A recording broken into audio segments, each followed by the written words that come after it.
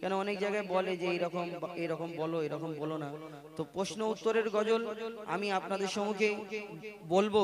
আচ্ছা কচিরা, তুমি কার দিকে? আমি আমি প্রশ্ন করব, উত্তর দেবে, আর ও প্রশ্ন করবে। তোমরা কার দিকে? আমার দিকে না এর দিকে? আমার দিকে। কে কে আমার দিকে হাত তুলে দেখো। তোমরা আমার দিকে। আর এর, আচ্ছা হাত নামাও। এবার কে কে এর দিকে? এর দিকে তুমি একা, ও তোমরা, তাই তো? আচ্ছা ঠিক আছে, তোমরা এর দিকে। কেন একজনের দিকে তো সবাই হয়ে গেলে হবে না। আমি প্রশ্ন করব কচি একে, এ যদি প্রশ্নের উত্তর না দিতে পারে একে, তাহলে কি করা যাবে? ফাইন করব? আচ্ছা ঠিক আছে, ফাইন করব। তো আমি, এ যদি প্রশ্নের উত্তর যদি দিতে পারে ভালো, না পারলে আমি একে ফাইন করব। ঠিক আছে, চলো শুরু করি। করো।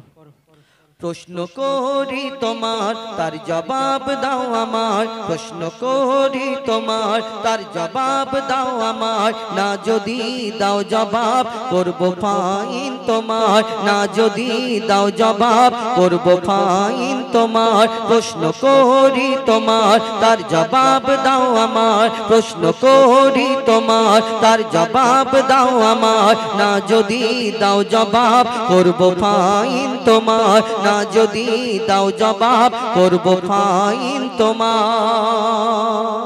প্রশ্ন করব? রেডি? একদম তুমি ready। তুমি আমাদের, ওই ইমরান,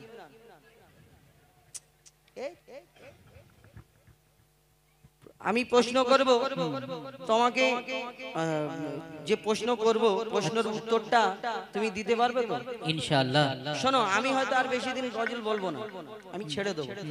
কিন্তু তোমরা আমার ছাত্র, তোমাদেরকে আমি দেখতে চাই যে তোমরা আমার পরে ভালোভাবে গজল অনুষ্ঠান তোমরা করতে পারো কি গন্ডগোল করো, মানুষকে শিক্ষামূলক কথা তুলে দিতে পারো। এই কারণে আমি তোমার কাছে কিছু প্রশ্ন করব। করো। আচ্ছা তুমি নামাজ পড়ো? হ্যাঁ। নামাজেতে কেমন নামাজ পড়ো? নামাজ নিয়াত করতে হবে, সূরা কিরাত করার পরে রুকু সিজদা বৈঠক সালাম। হ্যাঁ করতে হবে। হ্যাঁ করতে হবে। আচ্ছা জানাজার নামাজ পড়েছো? অনেক পড়েছি। জানাজা যখন পড়ো, হ্যাঁ আর এই নামাজ পড়ো, রুকু করো, সিজদা করো আল্লাহু আকবার বলে, হ্যাঁ। হ্যাঁ? আচ্ছা এই নামাজে রুকু সিজদা যে করো, আর জানাজার নামাজ কেমন করে পড়ো? জানাজার নামাজ নিয়াত করে আর দোয়া পড়ার পরে আল্লাহু আকবার আল্লাহ করে বলার পরে সালাম। হ্যাঁ। আচ্ছা যদি এই নামাজে রুকু সিজদা করো, তাহলে জানাজার নামাজে রুকু সিজদা কেন হয় না? কেন নেই বল? কেন হয় না? তুমি প্রশ্ন করো। হ্যাঁ সুরে প্রশ্ন করো, আমি ইনশাআল্লাহ উত্তর দেব। জানাজার রুকু আর সিজদা ওই কেন নাই? জানাজার রুকু আর সিজদা ওই কেন নাই? উত্তর কেমন দাও তুমি, দেখতে আজ আমি চাই। জানাজার রুকু আর সিজদা ওই কেন নাই? উত্তর কেমন দাও তুমি, দেখতে আজ আমি চাই। উত্তর যদি না পারো, বুঝবো তুমি বেকার। উত্তর যদি না পারো, বুঝবো তুমি বেকার। না যদি দাও জবাব, করব ফাইন তোমার। ওস্তাদ প্রশ্ন করলে জানা যায় রুকু। হ্যাঁ তোমার দিকে ওনারা ওই দিকে। হ্যাঁ একবার তাকবীর, আমি একবার তাকবীর দেই। না, আমার দিকে। আচ্ছা একবার তোমরা আমার হয়ে তাকবীর দাও, জোরে নারে তাকবীর। একবার তোমরা দেন তো নারে তাকবীর, একটু জোরে দেন নারে তাকবীর। দেখো এরাও দিচ্ছে। ইট মারবো। তোরা আমার লোক, ওর সময় কেন আল্লাহু আকবার বলছি? এ যখন বলবে তখন আল্লাহু আকবার বলবি না, ঠিক আছে? আমি যখন বলবো জোরে করে দিবি, তারে আমি জিতবো, তাই তো? একবার এমনি দাও, তোরা দিবি, দিলে মার। নারে তাকবীর। মান সম্মানের ব্যাপার, একটু জোরে দেন। আচ্ছা ঠিক আছে, আমি কি প্রশ্ন করেছি? তুমি প্রশ্ন করেছো যে জানা যায় রুকু সিজদা নাই কেন। শোনো 8 বছর তোমার সাথে আছি। হ্যাঁ পশ্চিমবাংলার কোনায় কোনায়, বাংলাদেশে এখানে ওখানে অনেক জায়গায় গিয়েছি তোমার সঙ্গে, কিছু তো শিখেছি। উত্তরটা শুনবে নাকি এমনি বলে দেবো নাকি না সুরে বলবো? আমি তোমাকে সুরে উত্তর প্রশ্ন করেছি না কথা বলে? তুমি সুরে বলেছো, তাহলে সুরে তুমি উত্তর। ঠিক আছে শোনো, সুরেই শোনো, মন দিয়ে শোনো, ঠিক আছে? মাইয়া তেরি সামনে সিজদা যদি করা হয়, যদি মাইয়াতকে সামনে রেখে সিজদা করা হয় তাহলে কি হবে? শোনো, মাইয়া তেরি সামনে সিজদা যদি করা হয়, সেই মাইয়া তেরি সাথে খোদার শিরক হয়ে যায়। যদি মাইয়াতকে সামনে রেখে সিজদা করা হয় তাহলে সেই মাইয়াতের সাথে খোদার শিরক হয়ে যাবে। ভালো করে শোনো, মাইয়া তেরি সামনে সিজদা যদি করা হয়, সেই মাইয়া তেরি সাথে খোদার শিরক হয়ে যায়। রুকু ও সিজদার আল্লাহ শুধু হকদার। শুনছো তো?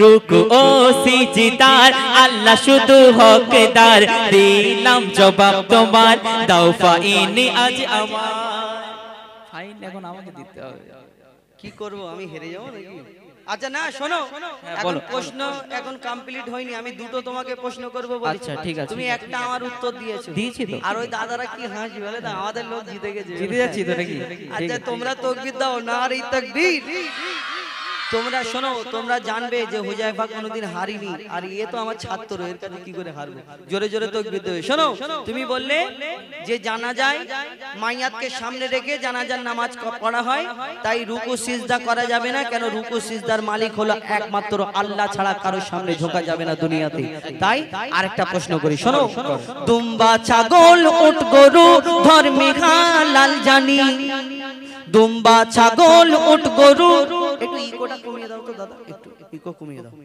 একদম হালিছি আরো কমিয়ে দাও হ্যাঁ কমিয়ে দাও ইকো কমিয়ে দাও হালিছি হ্যাঁ আরো কমিয়ে দিলে চলবে দুম্বা ছাগল উট গরু ধর্মে হালাল জানি দুম্বা ছাগল উট গরু ধর্মে হালাল জানি শুকর কেন হয় হারাম তার জবাব দাও তুমি শুকর হারাম আবার অনেক মহিলারা মুফতি সাহেব আছে এই শুকরের কথা বলে তওবা তওবা 41 দিন না পাক হয়ে যাবে নাকি শুকরের নাম শুকরের নাম নাকি মুখে নিলে 41 বলে মুখে নিনি মা তুই 41 দিন না পাক হয়ে যাবি তাহলে কোরআন শরীফে এই এর নামটা আছে তাহলে যখন ওই জায়গাটা ঠিক আসবে তাহলে পুকুরের ধারে গিয়ে কোরআন পড়তে হবে কেন ওই জায়গাটা যে আসবে টাক করে পুকুরে লাফ মেরে গোসল টোসল করে পাক সাব হয়ে ফের পড়তে শুরু এরকম কথা শুকরের নাম নিলে নাকি 41 দিন না পাক হয়ে যায় কে বলে তো এই দুম্বা ছাগল যদি সব হালাল হয় এর চারটে পা আছে কান আছে মুখ আছে সব একই রকম দেখতে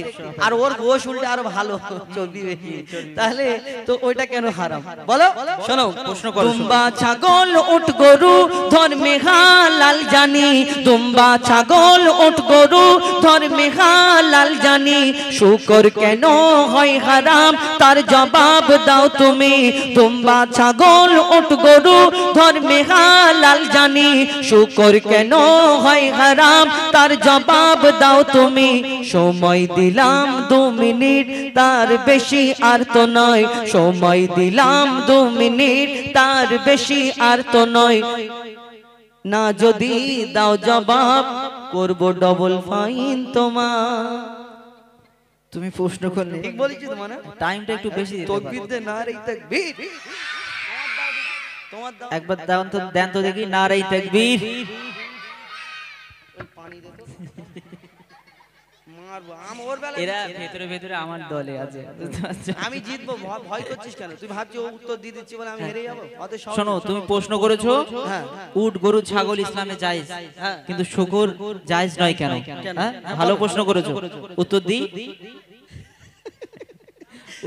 দেখি তোমরা কিরকম টানতে পারো দেখি এই কে কে যাবি ওইদিকে হাত তুলে দেখ হ্যাঁ আচ্ছা বলো তুমি বললে আমি যে প্রশ্নটা করলাম তুমি সুরে বলো সুরে উত্তর দেবো শোনো শুকর কেন হারাম করা হয়েছে মন দিয়ে শুকর না শুকর শুকর হ্যাঁ কেন হারাম করা হয়েছে শোনো শুকর হলো প্রাণঘাতী সব রোগের ভান্ডার রাসূল পাক সাল্লাল্লাহু আলাইহি সাল্লাম বলেছে যেইটা খেলে উম্মতে মুহাম্মাদির জন্য ক্ষতি হবে সেইটা ইসলামে হারাম করা হয়েছে মন দিয়ে শোনো শুকর হলো প্রাণঘাতী সব রোগের ভান্ডার শুকরের গোশতে তৈরি হয় ক্যান্সার শুনতে পাচ্ছ তো আমি কি ছাত্রের কাছে হাসি শুকর হলো প্রাণঘাতী সব রোগের ভান্ডার শুকরের গোশতে তৈরি হয় ক্যান্সার চরিত্রহীন এই পশু এর জোড়া নাই গো আর চরিত্রহীন এই পশু এর জোড়া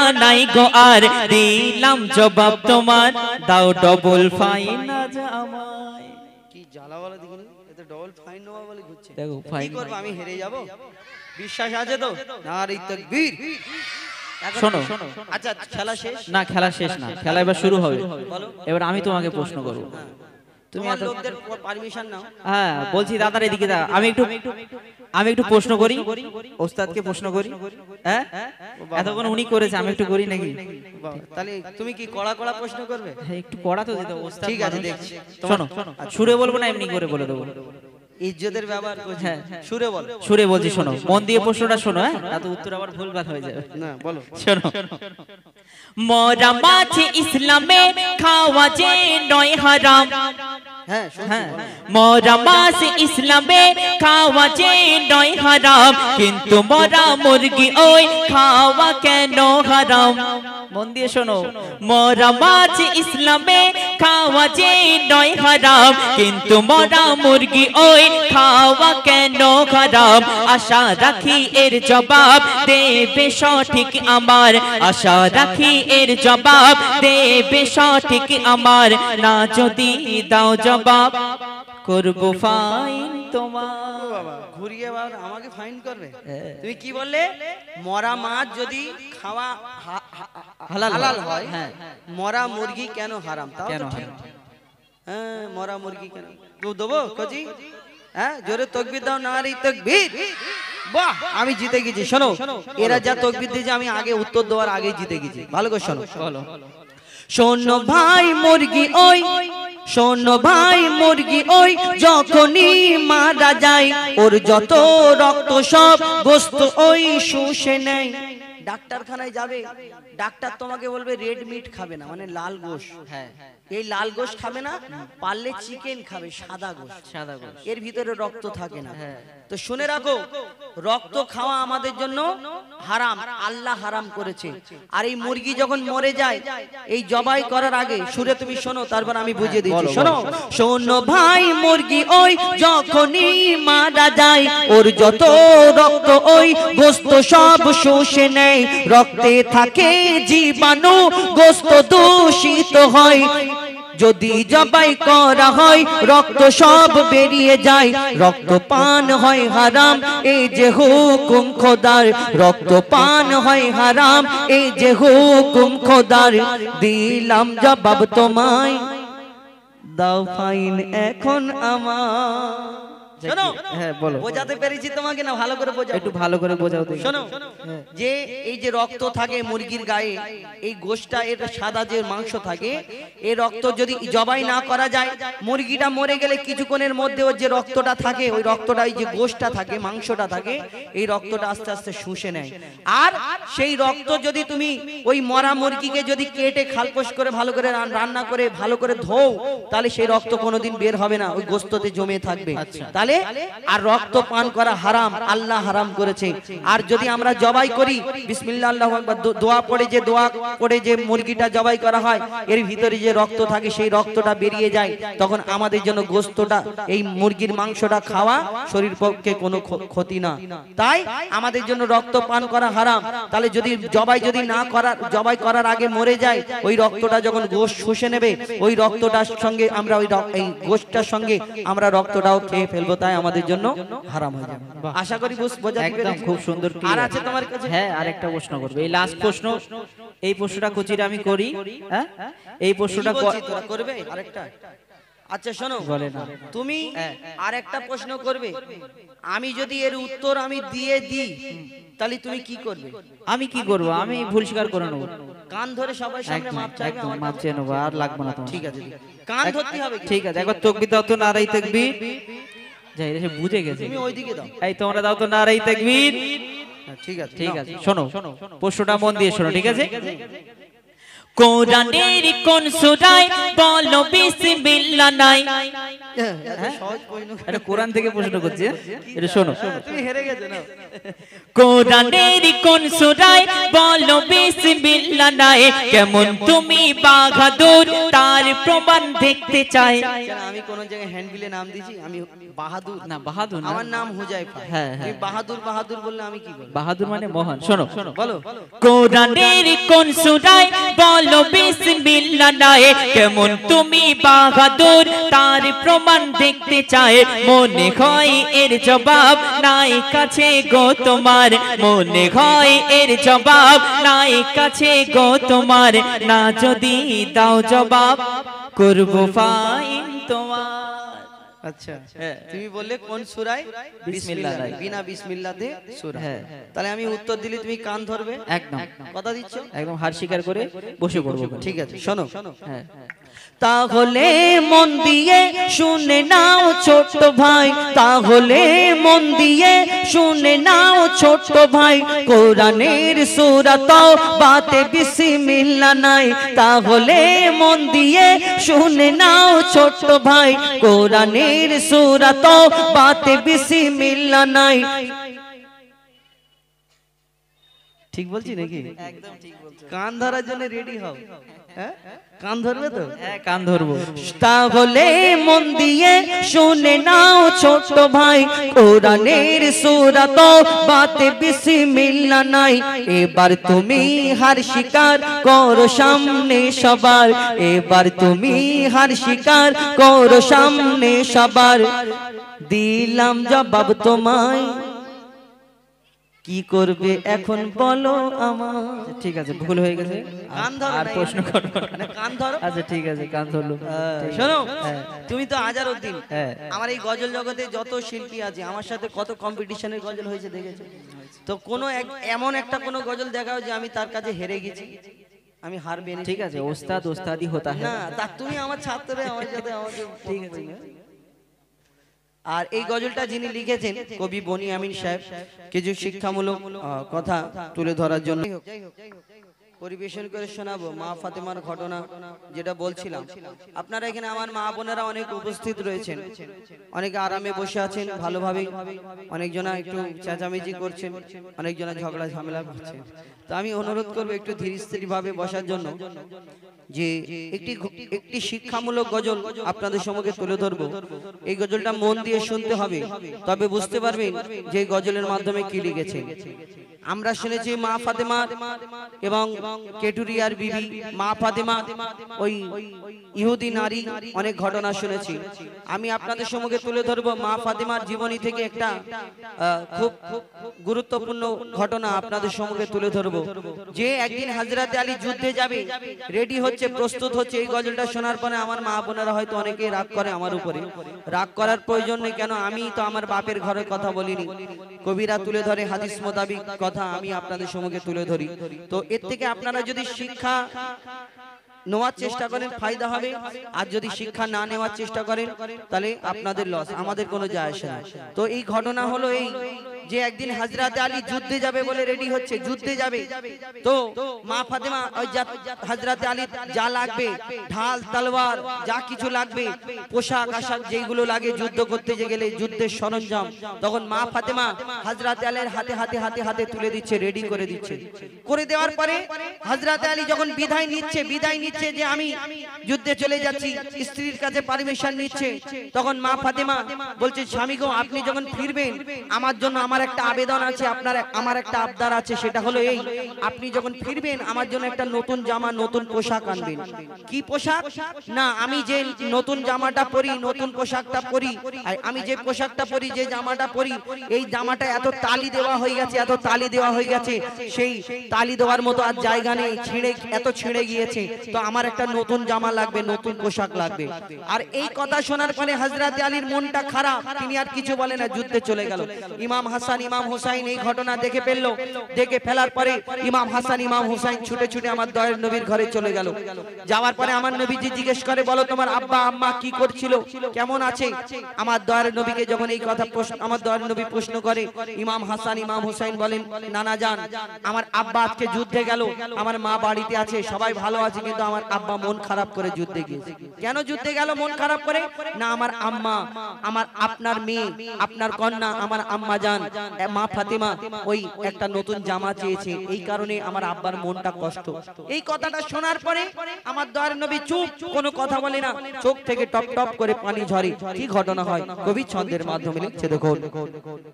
স্বামীর মনে মা বোনেরা ব্যথা দিও না, স্বামীর মনে মা বোনেরা ব্যথা দিও না, আমার নবীর ঘোষণা ঘটনা শোনো মা ফাতেমা, ঘটনা শোনো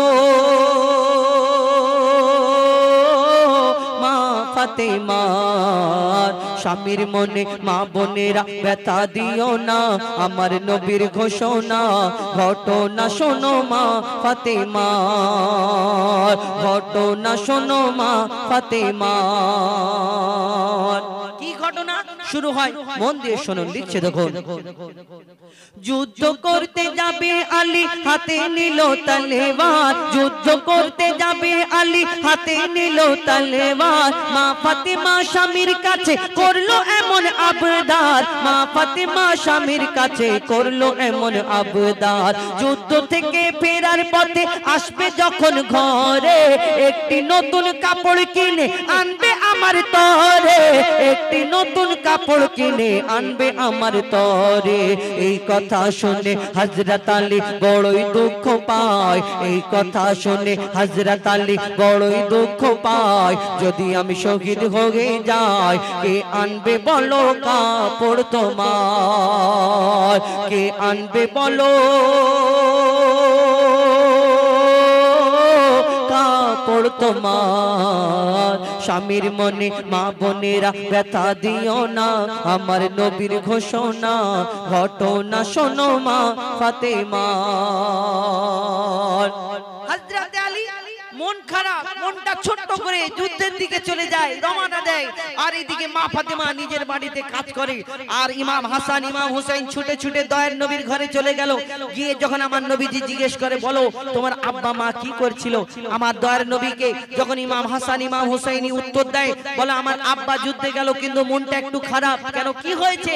না, আমার আম্মা একটা নতুন জামা চেয়েছে, এই কারণে মনে একটু কষ্ট পেয়েছে হয়তো। এই কথা শোনার পরে আমার দয়ার নবী চুপ থাকে, আর টপ টপ করে পানি ঝরে। কি হয় তারপরে কবি ছন্দের মাধ্যমে লিখছে দেখুন। ওই দুঃখ ভরা হৃদয় নিয়ে আলী গেল রনে, দুঃখ ভরা হৃদয় নিয়ে আলী গেল রনে। নানার কাছে ছুটে এলো হাসান হোসেন, নানার কাছে ছুটে এলো হাসান হোসেন, নানার কাছে ছুটে এলো হাসান হোসেন। আব্বুর কাছে নতুন কাপড় চেয়েছে আম্মি জান, তাই আব্বুর মনটা খুবই খারাপ ছিল যে সে পেরেশান, আব্বুর মনটা খুবই খারাপ ছিল যে সে পেরেশান। এই কথা শুনে দয়ার নবীর কান্না থামে না, এই কথা শুনে দয়ার নবীর কান্না থামে না। কি ভুল করলো ফাতেমা, কি করলে বলো বেটি আমার, কি করলে বলো বেটি আমার। দয়ার নবী বড় কষ্ট পেয়েছেন। এইদিকে মা ফাতেমা নিজের বাড়িতে কাজ করে, চিন্তা করে, আর এদিকে হযরত আলী যুদ্ধে চলে যায়। কিন্তু মা ফাতেমা দেখছে কাজ করছে, নিজের বাড়িতে আছে। কিন্তু আমার দয়ার নবী প্রত্যেকদিন মা ফাতেমার বাড়িতে দেখা করতে যেতেন, মেয়েকে দেখতে যেতেন। কিন্তু একটা সময় হলো 3 দিন মা ফাতেমার বাড়িতে আমার দয়ার নবী আর যায় না, আর যায় না। মা ফাতেমা চিন্তা করে আমার আব্বার শরীরটা খারাপ নাকি। ছুটে ছুটে ওই মা ফাতেমা আমার দয়ার নবীর ঘরের সামনে এসে পৌঁছে গেল হাজির। তারপর কি হয় কবি ছন্দের মাধ্যমে লিখছে দেখুন। ও যার মুখ না দেখে ঘুমাতো না দয়ার নবীজি আমার, যার মুখ না দেখে ঘুমাতো না দয়ার নবীজি আমার। রাতের পরে রাত কেটে যায় মুখ দেখে না ফাতেমার, রাতের পরে রাত কেটে যায় মুখ দেখে না ফাতেমার। মা ফাতেমা ছুটে এলো আব্বা জানের কাছে, তবু বেটির মুখ দেখে না পেছন ফিরে আছে, তবু বেটির মুখ দেখে না পেছন ফিরে আছে। বলছে নবী ও গো বেটি বাড়ি চলে যাও, বলছে নবী ও গো বেটি বাড়ি চলে যাও। আগে স্বামীর কাছে ক্ষমা চাও, তবে করবে ক্ষমা আল্লাহ আমার, তবে করবে ক্ষমা আল্লাহ আমার। নবীজি বলছে আগে স্বামীর কাছে ক্ষমা চাও, বাড়িতে চলে যাও, তারপরে তুমি আমার কাছে আসবে। কিন্তু এখন আমরা বর্তমানে কিছু প্রধানমন্ত্রী মার্কা মা আছে, এদের ক্ষমতা আছে, অনেক অনেক পাওয়ার আছে, পাওয়ারফুল ফ্যামিলির যদি মেয়ে হয়, আর একটু টাকাওয়ালা ঘরের মেয়ে যদি হয়, আর বিয়ের পরে যদি শ্বশুর বাড়ি গিয়ে একটু কষ্ট যদি পায়, স্বামী 2-4টে যদি কথা বলে, আর কি হয় মাকে ফোন করে বলে মা গো তুমি আমাকে এমন জায়গায় বিয়ে দিলে, এর থেকে ভালো আমার গলায় কলসি ঢুকিয়ে আমাদের বাগানের পুকুরে ডুবিয়ে পুড়িয়ে যদি মেরে ফেলে দিতে তবু আমি আরামে থাকতাম। মরে গেলে নাকি আরামে থাকে, আল্লাহ মরে গেলে নাকি আরামে থাকে। যাই হোক, তো এর থেকে আমি আরামে থাকতাম। বলে তখন মা বলে ফোন করে যে কেন, কি হয়েছে, আমাদের কি ক্ষমতা কম আছে না আমাদের টাকা কম আছে? হ্যাঁ, তোকে যদি 4টে কথা বলে তুই 8টা বলে নিবি, তারপর তোর পিছনে আমরা আছি, দেখে নেবো। আর তোকে যদি 2-4 ঘা মারে তুই 4-6 ঘা মেরে আদায় করে নিবি, তারপরে যা অসুবিধা হয় তুই চলে আসবি, তারপরে আমরা দেখে নেবো। এখান থেকে দেখে নেবো ক্ষমতা। এই ক্ষমতা দেখায় যে মেয়ে শ্বশুর বাড়ি কিছু গন্ডগোল হলে আমরা কি ক্ষমতা দেখা। আমার দয়ার নবী বলছে আগে স্বামীর কাছে গিয়ে ক্ষমা চেয়ে নাও। এই প্রধানমন্ত্রী মার্কা মাগুলো জানে না যে যখন মারা যাবো তো বেশি দিন বাঁচবে না, বুড়ি হয়ে গেলে কতদিন বাঁচবে, কবরে তো অর্ধেক পা চলে যায়, সারা জীবন তোমার মেয়েকে কোলে করে নিয়ে বসে থাকবে না, এ তো ওই ভাইয়ের বাড়িতে এসে পড়ে থাকবে, কিন্তু তার জীবনটা নষ্ট হয়ে যাবে। এইটি চিন্তা ভাবনা করা দরকার। কবি ছন্দের মাধ্যমে সেই সম্পর্কে লিখছেন, মা ফাতেমা নিজের বাড়িতে চলে গেল, আব্বা জানের কথা শুনে দরজা বন্ধ করে বসে থাকে, ডুকরে ডুকরে কাঁদে। তারপর কি হয় শেষ কথাই লিখছে দেখুন, ওই যুদ্ধ হতে হযরত আলী এলো যখন ঘরে, যুদ্ধ হতে হযরত আলী এলো যখন ঘরে, চাইছে ক্ষমা মা ফাতেমা পা দুটোকে ধরে, চাইছে ক্ষমা মা ফাতেমা পা দুটোকে ধরে, ক্ষমা করে দাও আমারে আর করব না এমন ভুল, তোমার মনে ব্যথা দিলে ব্যথা পাই গো খোদার রাসূল, তোমার মনে ব্যথা দিলে ব্যথা পাই গো খোদার রাসূল। আলী ফাতেমা হাসান হোসেন নবীর কাছে যায়, আলী ফাতেমা হাসান হোসেন নবীর কাছে যায়, নবী মোর দেখে শান্তি পায়, এমন ভুল কখনো করো না গো আর, এমন ভুল কখনো করো না গো আর, স্বামীর মনে মা বোনেরা ব্যথা দিও না, আমার নবীর ঘোষণা ঘটনা শোনো মা ফাতেমার। হযরত আলী বলি ইয়া রাসূলুল্লাহ ইয়া হাবিবাল্লাহ, আমি আপনার মেয়ে আমাকে কষ্ট দিলে এই কারণে আমি কষ্ট পাইনি, আপনি কিছু মনে করবেন না, আমার কাছে তেমন কিছু নেই, আর আমি যুদ্ধে যাচ্ছিলাম, যদি না আনতে পারি তাই তো আমার মন খারাপ ছিল। কিন্তু সেদিন আমার দয়ার নবী মা ফাতেমাকে এই উম্মতের শিক্ষার জন্য কি বলে গেছেন শুনুন মন দিয়ে, লিখছে দেখো, ওগো বলছে নবী আল আরাবী শোনো বেটি ফাতেমা, বলছে নবী আল আরাবী শোনো বেটি ফাতেমা, আলী যদি আজ তোমাকে না করিত ক্ষমা, আলী যদি আজ তোমাকে না করিত ক্ষমা, আমি তোমার আব্বা তোমাকে ক্ষমা করতাম না, স্বামীকে যে দুঃখ দেবে আমি নবী তাকে চিনব না, স্বামীকে যে দুঃখ দেবে নবী তাকে চিনবে না, স্বামীকে যে দুঃখ দেবে নবী তাকে চিনবে না। কেমন শিক্ষা দিয়ে গেল নবী দো জাহান, শুনে রাখ মঈদুল ইসলাম, বলছিল না মা ফাতেমা, বলছিল না মা ফাতেমা, স্বামীর মনে মা বোনেরা ব্যথা দিও না, আমার নবীর ঘোষণা ঘটনা শোনো মা ফাতেমার, ঘটনা শোনো মা ফাতেমার, ঘটনা শোনো মা ফাতেমা। শুনলেন, এটি ঘটনামূলক গজল। তো ঘটনামূলক গজল একটানা ভালো লাগে না, যাই হোক আমি বোঝাতে চাইলাম আপনাদের সম্মুখে অনেক